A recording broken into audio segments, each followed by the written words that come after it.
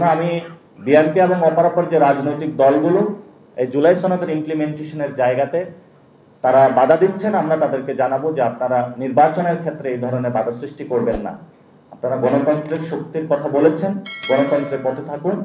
বাংলাদেশে আমরা গণতন্ত্রের পথে যেতে চাই।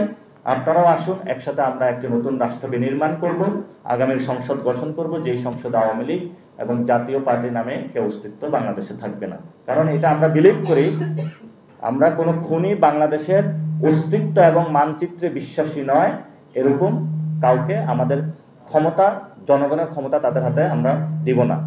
আর আরেকটি বিষয় এখন নতুন করে আমরা দেখতে পাচ্ছি বাংলাদেশের রাজনৈতিক অঙ্গনে এসেছে, সেটা হলো আগে ভারত বাংলাদেশ স্টেটের সাথে সম্পর্ক না করে আওয়ামী লীগের সাথে করেছিল, আর পাকিস্তান এখন নতুন করে একটি দলের সাথে সম্পর্ক সৃষ্টির জন্য তারা দৌড়ঝাঁপ করতেছে।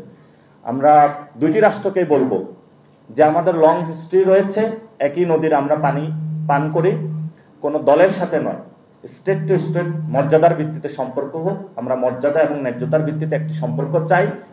যদি ভারত যে ভুল করেছিল একটি দলের সাথে, আপনারা যদি সে ভুল করেন একইভাবে, তাহলে দলেরও পরিণতি খারাপ হয়েছিল, দেশেরও ওই ক্ষেত্রে সম্পর্কটা নষ্ট হয়েছিল। এই বিষয়ে এনসিপির পক্ষ থেকে আপনাদের কাছে আহ্বান থাকবে, আপনারা এই বিষয়গুলোতে সতর্ক থাকবেন।